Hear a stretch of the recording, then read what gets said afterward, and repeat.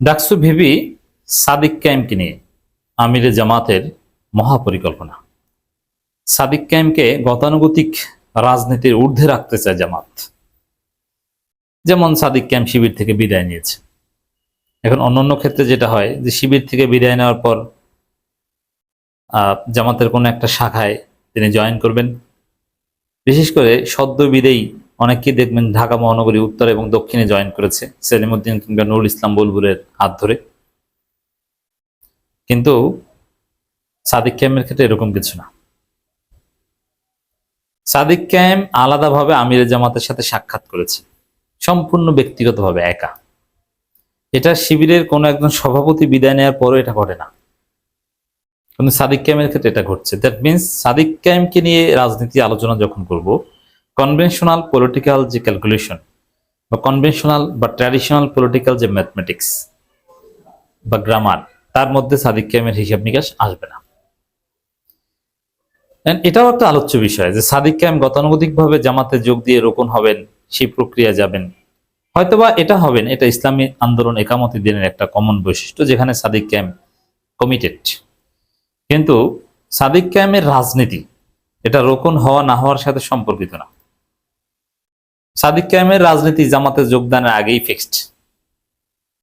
যেমন এটা আল্লাহর রহমত, রাজ কপাল আছে না, যে কোনো একজন রাজার যদি ছেলে হয়, ছেলে পেটে থাকতেই চিন্তা করে ফেলে যে এই হবে পরবর্তী রাজা, ঠিক করে ফেলে। এরকম হয় কিন্তু অনেক ক্ষেত্রে। সাদিক কায়েম জামাতে যোগ দেওয়ার আগেই শিবিরে থাকতেই তিনি ঢাকা মহানগরী দক্ষিণের মেয়র ক্যান্ডিডেট, হিসাব নিকাশের ঊর্ধ্বে। শুধু নির্বাচন বা এগুলো না, সাদিক কায়েম ডাকসু ভিপি মানে ছাত্র রাজনীতির সর্বোচ্চ পদ, যার উপরে আর কিছু নাই।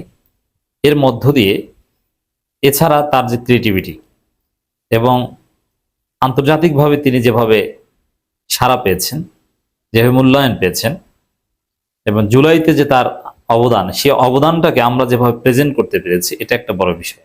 অবদান আরো অনেকের আছে, কিন্তু সবারটা কিন্তু মার্কেটিং করা সম্ভব হয়নি বা প্রয়োজন হয়নি। সাদিক কায়েমকে যেভাবে পুরো জাতি প্রেজেন্ট করেছে, আমরা প্রেজেন্ট করেছি পুরো জাতির সামনে, তাতে মিডিয়ার যে আগ্রহ তার প্রতি এবং সাদিক কায়েমের প্রতি জাতির যে আকর্ষণ, তার যে তাসির, এবং সাদিক কায়েমের চেহারার দিকে তাকালে যে একটা মায়াবী ভাব আছে, এটাকে কাজে লাগিয়ে, জুলাইতে তার অবদানকে কাজে লাগিয়ে, যদি জামাত বা সাদিক কায়েম ঢাকা দক্ষিণ সিটি কর্পোরেশনের মেয়র নাও হতে পারেন, জামাতের রাজনীতির অনেক উপকার হবে। দেখেন, শিবিরের আরো 9 জন একসাথে বিদায় নিয়েছে, কিন্তু সাদিক কায়েম বিদায় নিয়েছেন, এটা বাংলাদেশের সমস্ত গণমাধ্যমের রিপোর্ট। এবং বিদায় নেওয়ার পর কি সাদিক কায়েমের দিকে নজর রাখছে। এই যে সাদিক কায়েমের প্রতি মিডিয়ার আগ্রহ, দেখেন আগ্রহ, এই বিষয়টা আপনাকে বুঝতে হবে। জনগণ যে জিনিসটা খায় চায়, মিডিয়ার আগ্রহ ওইটাই। যেমন অনেকে শেখ হাসিনাকে নিয়ে রিপোর্ট করে, শেখ হাসিনা বক্তব্য প্রচারে নিষেধাজ্ঞা সত্ত্বেও ঘুরিয়ে পেঁচিয়ে করে। যেমন আমার দেশ, শেখ হাসিনা, আমার দেশ না, প্রথম আলো শেখ হাসিনাকে নিয়ে কলাম লিখেছে। কি শেখ হাসিনা কি দেশে ফিরতে পারবেন বা ফিরবেন, এটা নিয়ে। ভিতরে শেখ হাসিনার যে সাক্ষাৎকার রয়টার্সে, ওইটা সবই লিখে দিয়েছে।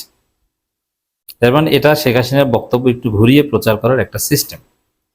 কেন শেখ হাসিনার বক্তব্য প্রচার করে? এটা টিআরপি ভালো, এটার কাটতি ভালো। নেগেটিভ মার্কেটিং এর জন্য হলো, এটার কাটতি ভালো। অতএব যে জিনিসের ভিউ বেশি, মিডিয়া ওটা প্রচার করবে। সাদিক কায়েমের প্রতি জনগণের আগ্রহ আছে বলেই মিডিয়া সাদিক কায়েমের পিছনে লেগে থাকে এবং তাকে রিপোর্ট করে। অন্য কেউ যদি হঠাৎ উদ্ভুত হয়, যাকে নিয়ে জনগণের এভাবে আগ্রহ আছে, জনগণ জানতে চায়, জনগণ পরে রিয়াক্ট করে, তখন দেখবেন যে তাকে নিয়েও মিডিয়া রিপোর্ট করবে। সাদিক কায়েমের জনগণের প্রতি আগ্রহ আছে বলে মিডিয়ার আগ্রহ আছে, জনগণের আকর্ষণ আছে বলে মিডিয়ার আকর্ষণ। আবার অনেক ক্ষেত্রে মিডিয়া কাভারেজ দেওয়ার মাধ্যমে জনগণের আকর্ষণ তৈরি করে, দুইটাই। তবে সাদিক কায়েমের ক্ষেত্রে মূল হচ্ছে সোশ্যাল মিডিয়ার মাধ্যমে আমরা সাদিক কায়েমকে আকর্ষণীয় করে তুলতে পেরেছি, যার ফলে এখন সমস্ত মিডিয়ার দৃষ্টি। এই যে আলাদা ফোকাস পাচ্ছে জামাত, অ্যাটেনশন পাচ্ছে, সাদিক কায়েম মেয়র হতে না পারলেও এটা জামাতের জন্য একটা অ্যাসেট। তা আমিরে জামাতের এরকম আরো অনেক পরিকল্পনা আছে যে একজন গতানুগতিক জামাত নেতা বা শিবির থেকে বিদায় নিয়ে জামাতে যোগদানকৃত একজন কর্মীকে নিয়ে যে হিসাব নিকাশ থাকে সাদিক কায়েমকে নিয়ে এরকম হিসাব নিকাশ নাই, সম্পূর্ণ আলাদা। এবং আমিরে জামাতের যে কিছু উচ্চাভিলাষী পরিকল্পনা আছে, ডাক্তার শফিকুর রহমান একটা পরিকল্পনা বলি। জামাত ইসলামী অনেক পুরনো দল, ক্ষমতাকেন্দ্রিক দল পার্সপেক্টিভে বিশ্লেষণ করলে জামাত ইসলামী পুরোপুরি ব্যর্থ। এটা ইসলামী আন্দোলন বা একামতের দিন না হলে এই সংগঠন টিকত না। কারণ যে দলের বয়স 85 বছর, সেই দল এখনো ক্ষমতা আসতে পারেনি, এই দলের টিকে থাকাই উচিত না, এই দল ভ্যানিশ করে দেওয়া উচিত। কিন্তু জামাত কেন ভ্যানিশ হচ্ছে না? কারণ এটা শুধুমাত্র ক্ষমতার জন্য প্রতিষ্ঠিত হয়নি, এটা ইসলামী আন্দোলন একামতের দিন, এটা দাওয়াতি কাজ করে, মানুষ করে, পরকালের জন্য কাজ করে। ক্ষমতা কেন্দ্রিক তৎপরতা যদি একদম বাদও দিয়ে দেয়, তারপরও এই সংগঠনের নেসেসিটি আছে, প্রয়োজনীয়তা আছে। এই কারণে এই সংগঠন ভ্যানিশ করে দেওয়া হয়নি। নইলে ক্ষমতার হিসাব নিকাশে 85 বছরে ক্ষমতা আসতে পারেনি, আপনি কিসের রাজনীতি করেন? এটা বাদ দেন, এটা শুধু 85 বছর না, অনেকের হিসাব নিকাশ 10 বছর 15 বছরের টার্গেট নিয়ে রাজনীতিতে নামে, যে এর মধ্যে সফল হতে না পারলে আমি রাজনীতি ছেড়ে দেব। এনসিপি টার্গেট কিন্তু 10 থেকে 15 বছর, যে এর মধ্যে ক্ষমতা আসতে না পারলে রাজনীতি ছেড়ে দেব।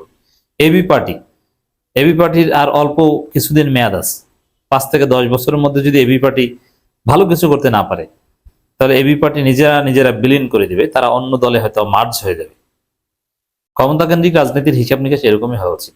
তো জামাতের যে ব্যর্থতা, এই জায়গায় ডাক্তার শফিকুর রহমান একটা উচ্চাভিলাষ আছে যে না, আমি জামাতকে ক্ষমতায় নিয়ে যাব, আমি প্রধানমন্ত্রী হতে না পারি, জামাতকে আমি ক্ষমতায় নিয়ে যাব, এরকম একটা অ্যাম্বিশন আছে। আর সেই অ্যাম্বিশনে আমিরে জামাতের অন্যতম ইনস্ট্রুমেন্ট সাদিক কায়েম, তাকে কাজে লাগানো। তো দর্শক, এই জন্য গতানুগতিক যে হিসাব নিকাশ, স্বাভাবিকভাবে জামাতের হিসাব নিকাশ যে রোকন হবে, কর্মী হবে, সহযোগী সদস্য হবে, কর্মী হবে, রোকন হবে, ধীরে ধীরে আস্তে আস্তে আস্তে আস্তে উপরে উপরে উঠবে, শিবিরের সাবেক সভাপতি জাহিদুল ইসলামের মতো না, এরকম কিছু না। সাদিক কায়েমকে নিয়ে এক ধরনের ব্যালট বিপ্লব, ভোট বিপ্লব, ক্ষমতা বিপ্লব ঘটাতে চায় জামাত। অনেক পরিকল্পনা আছে। ঢাকা দক্ষিণ সিটি কর্পোরেশনের মেয়র পদে যদি যেতে যান, তারপরে সাদিক কায়েমকে নিয়ে হিসাব আসবে ঠিক এরদোগানের মতো। এরদোগান যেরকম মেয়র ছিলেন, প্রথম সিটি কর্পোরেশনের মেয়র ছিলেন, তারপরে ধীরে ধীরে প্রধানমন্ত্রী, প্রেসিডেন্ট, অনেক কিছু। সাদিক কায়েম মেয়র হতে পারলে জামাত তাকে প্রধানমন্ত্রী ক্যান্ডিডেট হিসেবে সামনে আনবে। এটা এরকম কোনো পরিকল্পনা করেছে আমি জেনেছি তা না, এটা আমার ভবিষ্যৎবাণী, এবং হতে পারে। একজন ইসলামপন্থী নেতা এরদোগান যেরকম কিছুটা উদার নৈতিক হয়ে ধীরে ধীরে মেয়র থেকে প্রধানমন্ত্রী, প্রেসিডেন্ট হয়েছেন, একজন ইসলামপন্থী নেতা সাদিক কায়েম, তিনি এমনিতেই লিবারেল, যার ফলে ডাকসু বিপি হয়েছেন, এরপরে আশা করি মেয়র হবেন, তারপরে প্রধানমন্ত্রী, প্রেসিডেন্ট হবেন। আমরা দোয়া করি সাদিক কায়েম মঞ্জিলে মকসুদে পৌঁছাক।